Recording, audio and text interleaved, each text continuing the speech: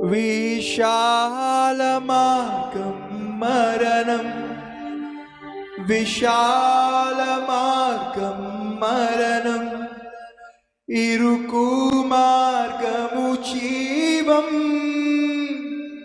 జీవా మార్గము యేసే.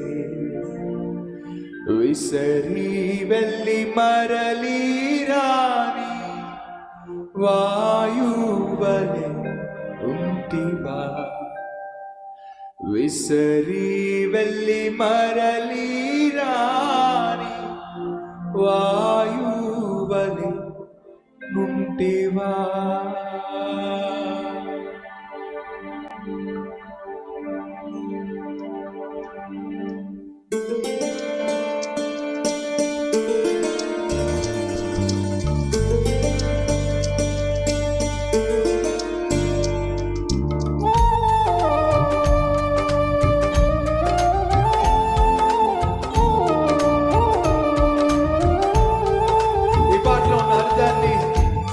అప్లై చేసుకుందాం, మన జీవితాలకు అనువదించుకుందాం.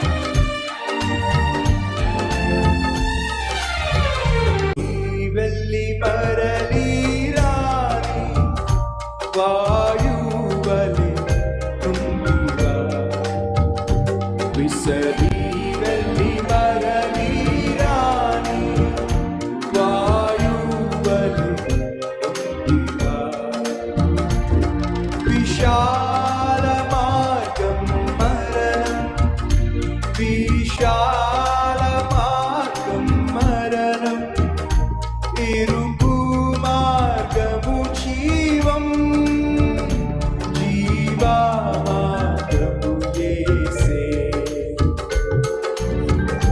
వెళ్ళి మరలి రాని వాయువలె ఉంటివా, విసరి వెళ్ళి మరలి రాని వాయువలె ఉంటివా. సహోదరి సహోదరులు, మళ్ళీ చెప్తున్నాను, బైబిల్లో ఎక్కడైనా ఎవరినైనా దేవుడు ఎప్పుడైనా ఎన్నుకున్నట్లయితే వాళ్ళను కష్టపడే వారినే దేవుడు ఎన్నుకున్నాడు. అడుగుతున్నా, దావీదు ఎవరు? గొర్రెల కాపరి. గొర్రెల కాపరిగా ఏం చేయాలి? గొర్రెలు మేపుకోవాలి. కానీ గొర్రెలు మాత్రమే మేపాడంటారా? ఒకవైపు గొర్రెలు మేస్తున్న సమయంలో టైంపాస్ చేయలేదండి. ఏం చేశాడు? తాను వాయిద్యములు నేర్చుకున్నాడు. చక్కని హార్ప్ అనేటటువంటి వాయిద్యాన్ని తాను నేర్చుకుంటూ వాయిస్తూ ఉండేవాడు. అలా వాయిస్తూ పాటలు పాడేవాడు. అలా పాటలు పాడుతూ వాయిద్యాన్ని వాయించుకుంటూ సంగీతం నేర్చుకున్నాడు. పాటలు పాడుతున్న దావీదు కాస్త ఆ పాటలను రాసేవాడు. ఒకవైపు పాటలు రాయటం, మరోవైపు పాటలు పాడడం, ఇంకోవైపు ఒక అద్భుతమైనటువంటి సంగీత ఇన్స్ట్రుమెంట్ని వాయించటం. దేనికి సాదృశ్యమయ్యా అంటే దావీదు టైం వేస్ట్ చేసుకునేవాడు కానీ కాదు. 2, తాను గొర్రెలను కాస్తున్న సమయంలో ఏవైనా మృగాలు వచ్చి గొర్రెల మీద పడినట్లయితే తాను పరిగెట్టుకుని వెళ్ళి వాటిని తోలేసే లోపట అమాంతంగా గొర్రెల మీద పడితే పరిస్థితి ఏమిటని చెప్పి వడిసెను విసరటం నేర్చుకున్నాడు. ఏ విసర నేర్చుకున్నాడు? వడిస. ఆ వడిసలో రాయి పెట్టి దాన్ని తిప్పి వదిలిపెట్టాడు అనుకోండి, అది ఎగ్జాక్ట్గా వెళ్ళి మీద పడబోతున్నటువంటి మృగానికి తగిలేది. ఆ దెబ్బకు అది పారిపోనన్నా పారిపోయేది, లేదా కూలిపోనన్నా కూలిపోయేది. ఎందుకంటే మనిషి పరిగెట్టే దానికంటే వడిసి వెళ్ళే స్పీడ్ చాలా ఎక్కువ. కాబట్టి కాలక్షేపం చేయలే, వడిస పట్టుకొని విసరడం నేర్చుకున్నాడు. అంతేకాదు, మరి ఎందుకు నేర్చుకున్నాడో ఎలా నేర్చుకున్నాడో తెలియదు కానీ కత్తి సాము కూడా నేర్చుకున్నాడు. కత్తి పట్టాడు అని అంటే దూసుకుపోవాల్సిందే. కత్తితో దూసుకుపోయేటటువంటి నేర్పరితనం కలిగిన వాడు, యుద్ధ నేర్పరి అని బైబిల్లో ఉంది. చదువుదాం రండి. సమూయేలు గ్రంథం, 1 సమూయేలు 16వ అధ్యాయం 18వ వచనం. చిత్తగించుము, బెత్లెహేమీయుడైన యెషయి యొక్క కుమారులలో ఒకడిని చూచి తిని, అతడు ఏమిటట? చమత్కారముగా వాయింపగలడు. చమత్కారముగా అంటే భలే వాయించగలడు అంటాం చూసారా, అది భలే వాయించగలడు.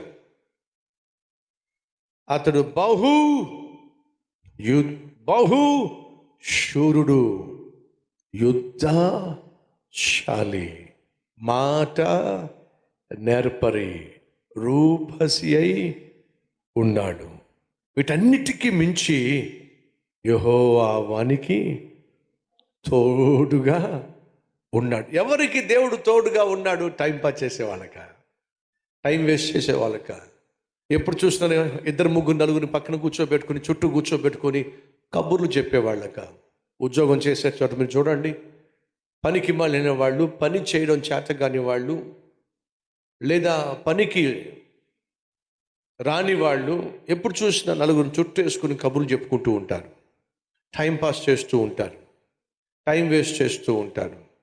అలాగే ఇంటి పట్టున ఉండి బాధ్యత కలిగి తన ఇంటిని నిర్మించుకునే ప్రక్రియలో కష్టపడి పనిచేయాల్సిన ఇల్లాలు ఆ పనులన్నీ పక్కన పెట్టేసి ముసలమ్మ ముచ్చట్లు పెట్టుకుంటారు, చెత్త చెదారం మాట్లాడుకుంటూ ఉంటారు. ఆ ఇంట్లో సంగతి, ఈ ఇంట్లో సంగతి, అందరింట్లో సంగతి. ఈరోజు మన మధ్య ఎవరైనా అలాంటి వారు ఉన్నారా? ఇప్పుడు పరిస్థితి ఏమిటయ్యా అంటే సెల్ ఫోన్ వచ్చేసింది, అలాగే స్మార్ట్ టీవీలు వచ్చేసినాయి. కొంచెం టైం దొరికితే చాలు, మనం తెలియకుండానే ఆ చెయ్యి ఎక్కడికి వెళ్తుంది? Cell phone.